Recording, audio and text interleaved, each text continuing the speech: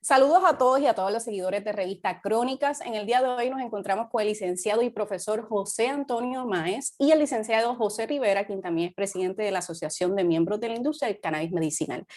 Y en el día de hoy vamos a estar discutiendo un poco el proyecto que presentó esta misma semana el representante Héctor Ferrer, que busca legalizar el cannabis recreacional en personas mayores de 21 años. Y tenemos a estos expertos en el día de hoy para que ellos nos digan su opinión en cuanto al proyecto, qué les parece y qué fortalezas le ven al proyecto. Así que José Antonio Máez y José Rivera, les cedo el micrófono a ambos. Adelante, José Antonio, presidente, por favor. Adelante, por favor. qué cortesía. Pues bueno, antes que nada, tengo que agradecer la oportunidad que Crónica nos da siempre de poder expresarnos para beneficio de la gente que nos escucha. Yo tengo que comenzar esta conversación, ¿verdad? Primero, felicitando y reconociéndole esta iniciativa del representante Héctor Ferrer, que es una iniciativa histórica. Es la primera vez en la historia legislativa de este país que se presenta un proyecto que contempla por primera vez la posibilidad de regular el uso adulto del cannabis en Puerto Rico.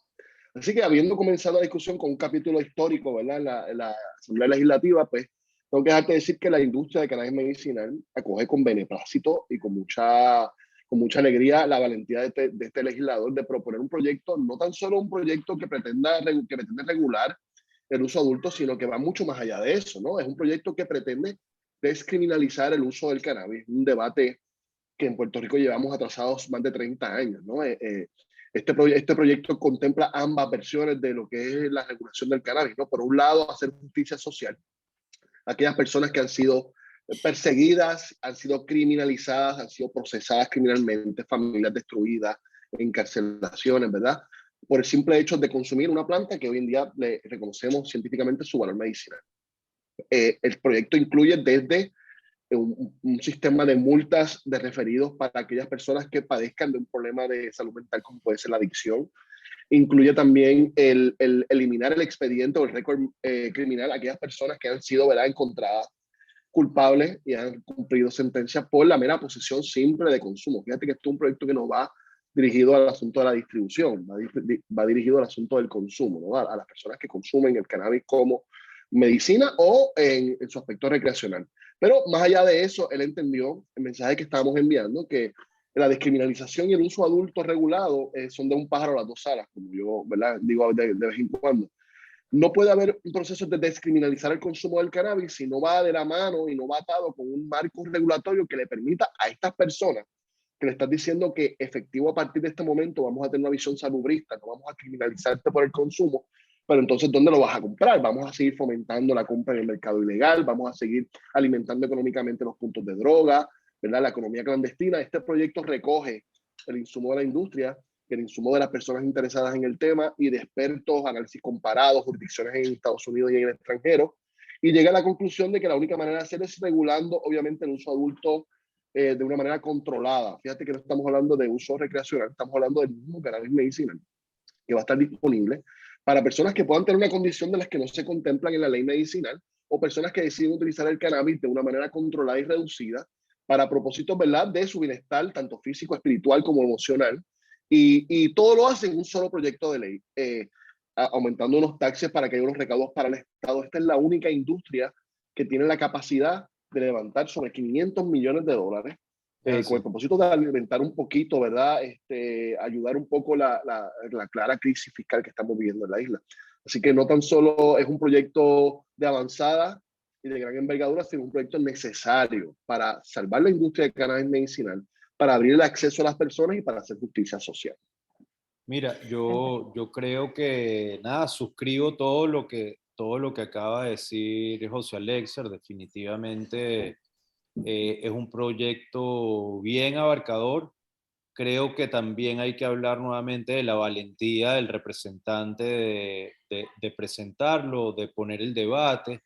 Y creo que una de las cosas que tú comentabas, José, al final, y que no se debe dejar de un lado, es que pone finalmente a Puerto Rico en una agenda de progreso, en una agenda de la dirección correcta hacia donde se está moviendo el mundo y el resto de los Estados Unidos.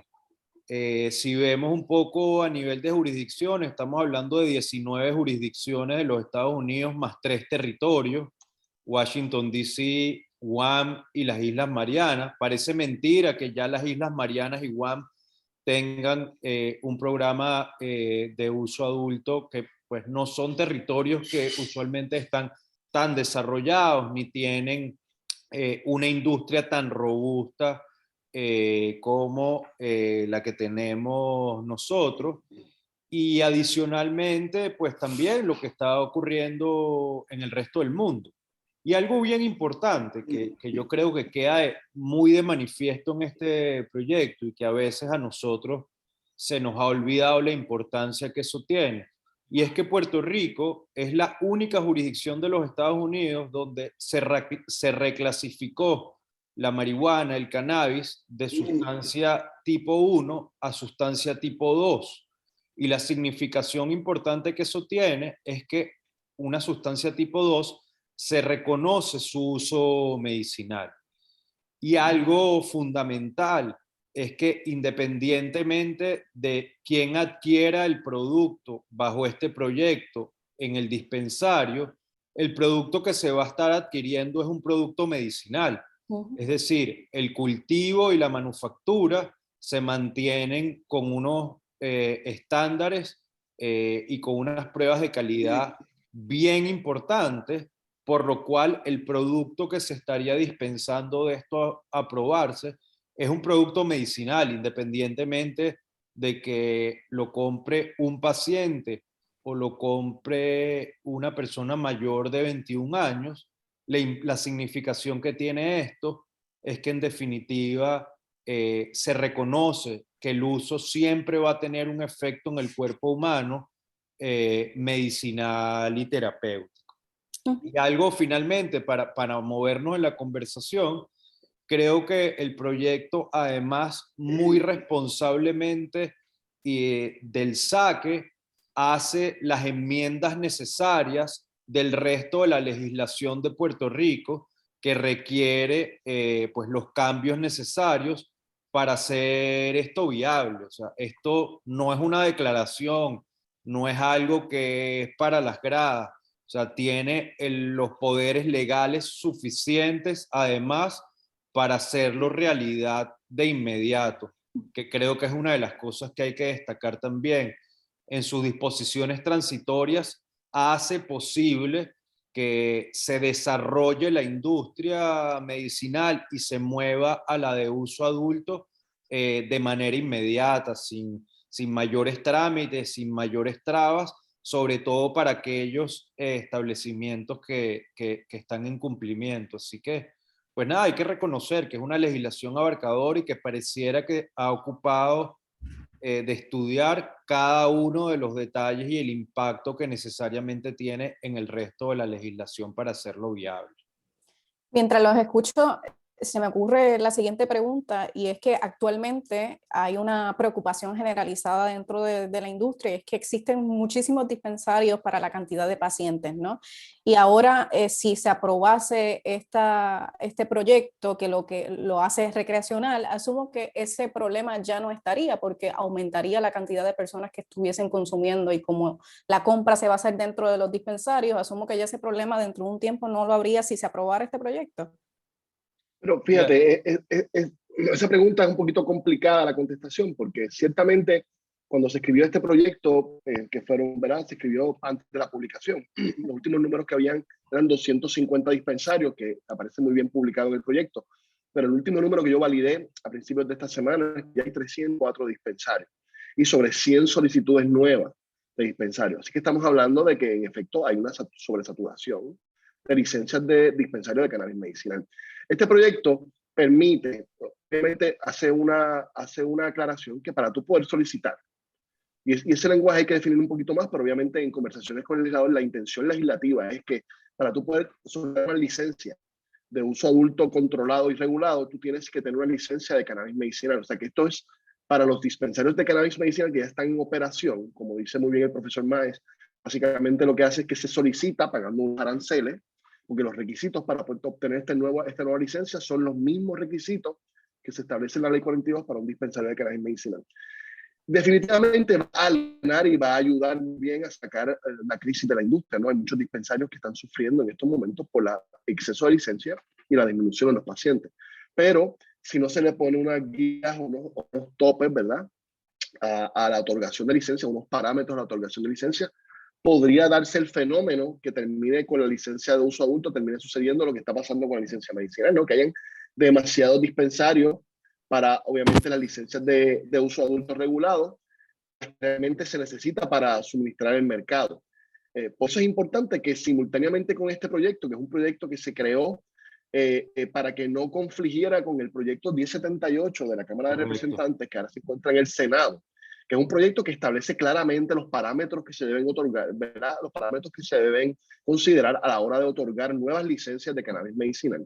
Y estos nuevos parámetros, ¿verdad? Si este proyecto 1078 que se encuentra en el Senado se aprueba, este proyecto no conflige en nada con el proyecto 1191 de Héctor Ferrer. Y por lo tanto, la combinación de ambos proyectos, entonces estaríamos hablando de ya un balance, porque lo que buscamos es precisamente balancear un poco la ecuación entre el mercado que existe para el consumo del cannabis y la cantidad de tiendas que existen para proveer. Sí, yo creo que eso es bien importante.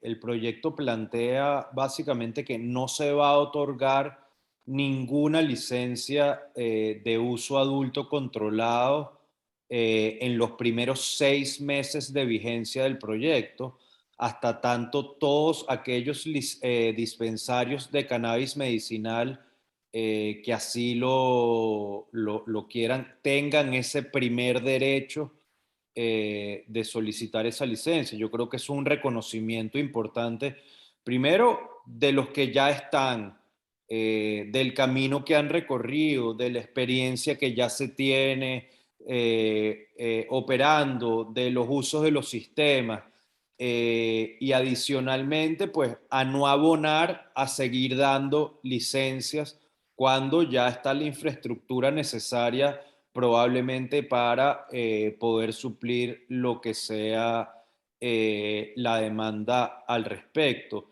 Y yo creo que se ha sido bien cuidadoso con el lenguaje y por eso no se utiliza la palabra recreacional y todo el mundo, todo el tiempo se usa el tema de uso adulto controlado. Yo he tenido la oportunidad de revisar básicamente toda la legislación de uso adulto de otras jurisdicciones y hay que decir que este es un proyecto diferente y por eso hace honor a su nombre de ser uso adulto controlado. Y quizás me adelanto a lo mejor a alguna de tus próximas preguntas, pero la diferencia que esto plantea es que hay restricciones para fumar, no se puede fumar cannabis, así como no se puede fumar en la industria medicinal o en el programa medicinal, tampoco está planteado para el uso adulto. Se mantienen las restricciones del consumo en lugares públicos, básicamente se limita a hogares, domicilios y lugares privados con autorización de los dueños. Se mantiene todas las restricciones relacionadas a empaque para proteger el acceso a los menores de edad. Se mantienen restricciones que estoy seguro que van a ser cuestionadas con el tema de la publicidad. Y es que, pues entiendo que se ha tomado en consideración que hay un bien jurídico a proteger y a mantener pues lo que ha funcionado dentro del el programa actual y eso son algunas de las características que hace esa diferenciación de realmente hablar de un programa de uso adulto controlado y no hablar de un programa recreacional. No es solo un juego de palabras, es realmente cómo se está regulando el tema en el entendido de que hay pues todas estas disposiciones para que se haga de manera ordenada y sobre todo aprovechando la robustez del sistema que ya existe, porque técnicamente nosotros acabamos de cumplir 5 años desde que se hizo la primera dispensación, del cual el amigo la recuerda muy bien, estoy seguro, 31 de diciembre del 2016. 30 de diciembre. 30 de diciembre del 2016. Así que, pues, esto también hay que entender en el marco en el cual se está presentando este proyecto desde el punto de vista histórico. Es luego de 5 años de una industria que ha producido los resultados que ha producido, los controles de calidad que se han producido. O sea, no, técnicamente uno puede tener algunas diferencias y quizás algunas cosas que pudieran haber funcionado mejor, pero cuando uno ve el saldo de lo que ha sido estos 5 años, Puerto Rico tiene una industria robusta, tiene un sistema robusto y socialmente pues es un tema que forma parte ya de la cotidianidad. Me parece interesante eso que comentas, Maes, porque me parece que puede haber una transición suavizada si se vuelve recreacional o de uso adulto, ya que se mantendría más o menos la misma estructura que existe para el cannabis medicinal. Y para toda esta gente que nos está viendo, que no le queda claro cuál sería entonces la diferencia, cómo funcionan otros estados que tienen un sistema de recreacional, por ejemplo, hay algunos que solamente se puede consumir cannabis dentro del espacio del dispensario, existen diferentes fórmulas, ¿no? Y para que la gente entienda tal vez entonces qué es lo que podemos tener nosotros con referirnos con uso adulto versus qué es lo que está pasando en otros lugares cuando se habla de recreacional. ¿Qué es esto? Bueno, primero Puerto Rico, adelante, José, adelante. no, lo que iba a explicar es que básicamente el proyecto, la diferencia que estriba entre un programa y el otro, ¿verdad? El programa medicinal y el de uso adulto, es que la persona que va a poder acceder al medicamento dentro del mismo dispensario, en este caso va a ser un mayor de 21 años que pueda evidenciar, en efecto, con una identificación válida, que es mayor de 21 años y decide ir al dispensario a comprar el cannabis. Esa es la diferencia entre un programa y el otro. El programa medicinal requiere, obviamente, que el paciente tenga una recomendación médica y haya pasado por un proceso de evaluación, que se le certifique como paciente, que vaya al dispensario entonces ya con una recomendación médica y una identificación de paciente autorizado. Pues en el programa de uso adulto controlado, lo que necesitas es 21 años o más. Claro, hay una diferencia en taxes.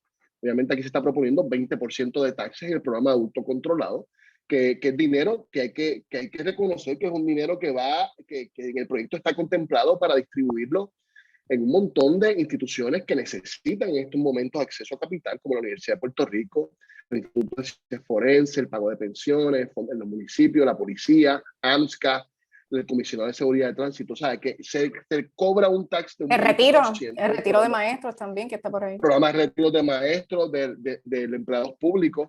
Así que la diferencia fundamental en esta, obviamente, en el año comparado, pues te dejo al profesor Maes, que es muy experto en la materia.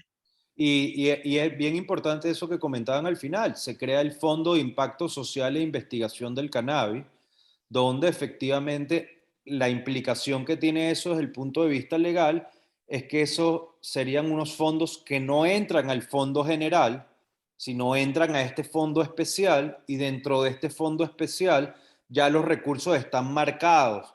Es decir, que hay un porcentaje específico que va para cada una de las actividades que se han establecido.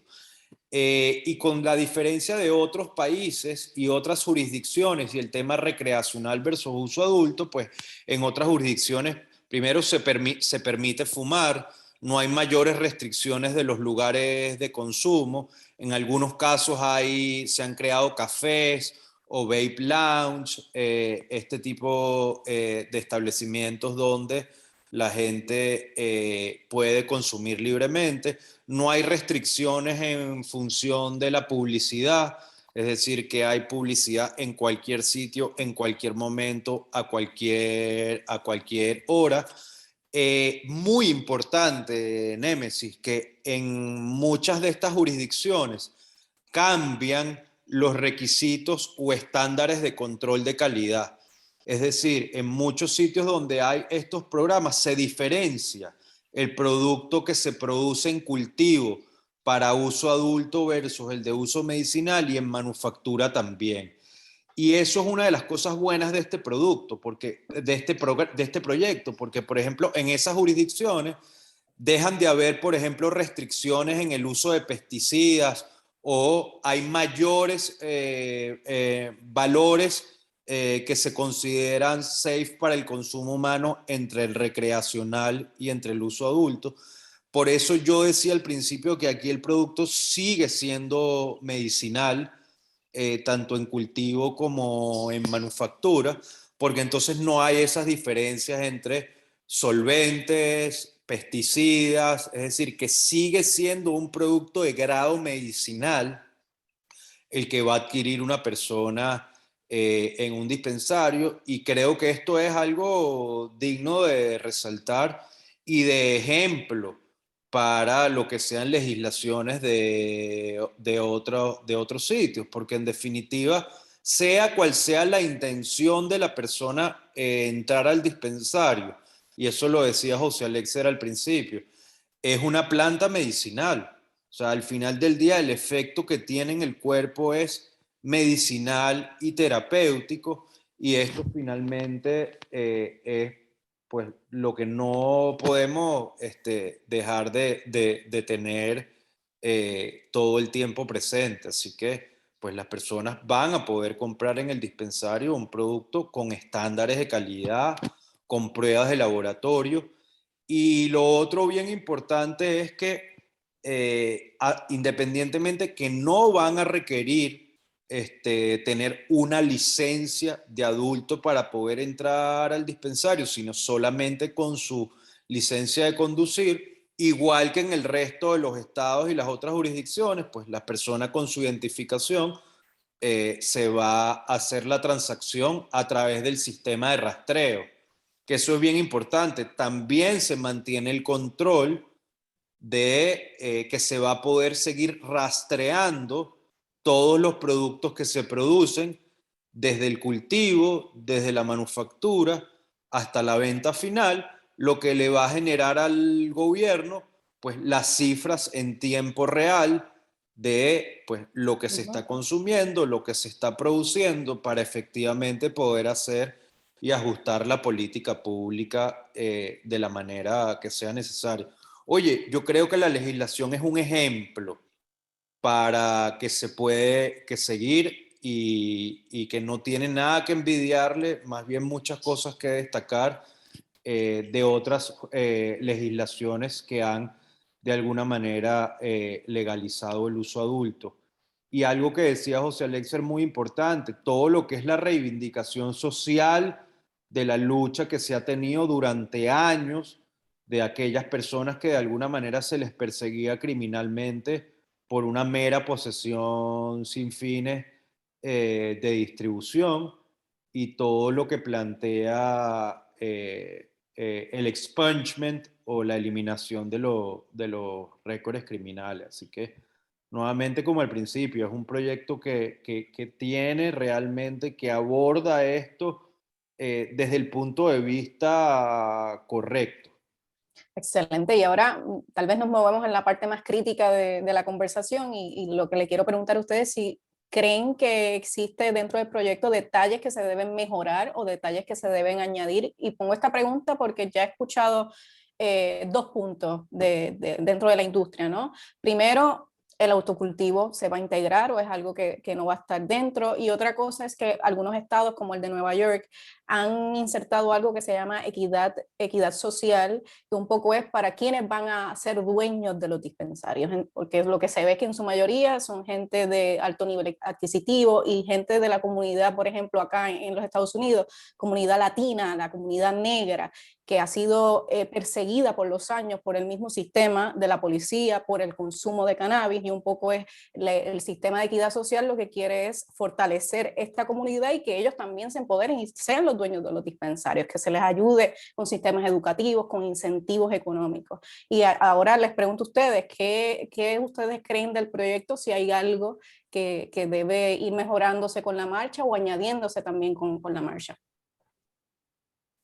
Yo creo que lo importante es que además la presentación del proyecto básicamente abre un debate formal, además de iniciar el trámite legislativo, pues van a ver, supongo yo, como corresponde en el trámite legislativo, vistas públicas, y estoy convencido que seguramente hay cosas que son mejorables, términos que hay que aclarar. Con el tema del autocultivo, el autocultivo está bastante presente en legislaciones donde se despenalizaba o se descriminalizaba sin que hubiera un programa de uso adulto o recreacional, un poco para que pudiera, como se hablaba al principio, las personas tener acceso al producto sin necesidad de ir al mercado negro. El tema del autocultivo tiene sus propias complejidades, porque al final del día, desde el punto de vista de política pública, pues muchas veces se establece quizás números de plantas, y realmente el número de planta, al final del día, tú puedes crecer una planta que te produzca 50 gramos y una planta que te produzca 1000 gramos. Y en definitiva, muchas veces, si eso no está bien planteado, puede crear más problemas que soluciones, en el entendido de que el exceso que se produce en el autocultivo versus lo que consume técnicamente la persona, pueden terminar luego donándose, regalándose, vendiéndose y creándose una estructura paralela, sin dejar de observar que en el autocultivo no se establecen controles de calidad. Entonces, digamos que no hay una seguridad de que se establezcan o se usen las mejores prácticas y se esté realmente utilizando un producto que produzca beneficios y que no pueda ser perjudicial, quizás con la utilización de agroquímicos, o que no se tengan las prácticas correspondientes. Con el tema del acceso y todo lo que tiene que ver con las comunidades marginadas y el acceso a ser propietarios de establecimientos, yo creo que allí la Junta Reglamentadora tomó un paso en la dirección correcta.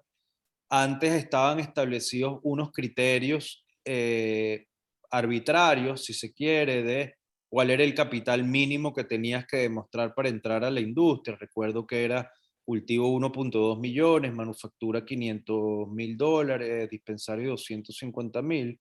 Entiendo que el criterio que se utiliza actualmente está más vinculado a cuál es la proyección financiera y cuál es el costo operativo. No es lo mismo quizás un dispensario de 5,000 pies cuadrados a un dispensario de 900 pies cuadrados. Así que yo creo que ha habido algunos intentos de que no hayan esas barreras económicas que de alguna manera impidan que todo el que pueda tenga la capacidad de entrar. No es menos cierto que hay un requisito de demostrar capacidad financiera para cubrir los costos operativos por un año, y yo entiendo que esto no es solo de la legislación de Puerto Rico, está repetido en algunos otros sitios, y lo que busca es que, como se ha tratado siempre una sustancia controlada, digamos que tú no otorgues a una licencia a un establecimiento que va a estar lleno de productos, donde va a haber una sustancia controlada, y no haya la posibilidad de darle continuidad a la operación, y de pronto se abre un dispensario que desafortunadamente quiebre al mes siguiente o a los 2 meses siguientes. Pues, ¿qué hacer con toda esa sustancia controlada que está allí internamente? Pero definitivamente es algo que hay que poner sobre la mesa en lo que van a ser el debate. Yo creo que, y lo felicito siempre a Crónica, siempre tomando la batuta y llevando la conversación. Creo que hay mucho por hablar, creo que hay mucho por discutir, mucho por educar, y nada, yo pienso que esto es solo el comienzo. Veremos a ver, y ahora ya más o menos para ir cerrando, ¿cuáles serían entonces los próximos pasos que debemos estar esperando en cuanto al proyecto? Me parece que este próximo martes va a ser la primera lectura oficial del proyecto, ¿no? Para saber luego qué comisión va.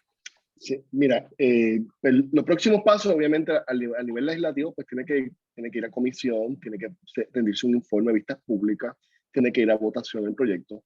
Pero más allá que el trámite legislativo, es importante que todas aquellas personas que siguen revistas crónicas, todo aquel que tenga acceso a esta entrevista, que sepa que esto es un proyecto que no es un proyecto improvisado, que es un proyecto de 73 páginas que ha tomado meses y meses de consultas a expertos, de diálogos con las comunidades que van a ser impactadas. Es un proyecto que ha sido pensado, que se ha presentado en un momento oportuno. Es un proyecto que cambia los destinos económicos del país, que ayuda con la seguridad, con la salud pública, con la salud mental. Así que a todas aquellas personas que nos están escuchando, yo creo que es el momento de que agarren, estamos ya en la Cámara de Representantes, luego pasaremos, Dios mediante, pasaremos al Senado, pero es el momento de que todas las personas que nos escuchan, que se empoderen de la necesidad y la importancia que tiene histórica este proyecto y las consecuencias positivas que tiene para la isla, y cojan el teléfono y agarren su correo electrónico y se comuniquen con sus representantes.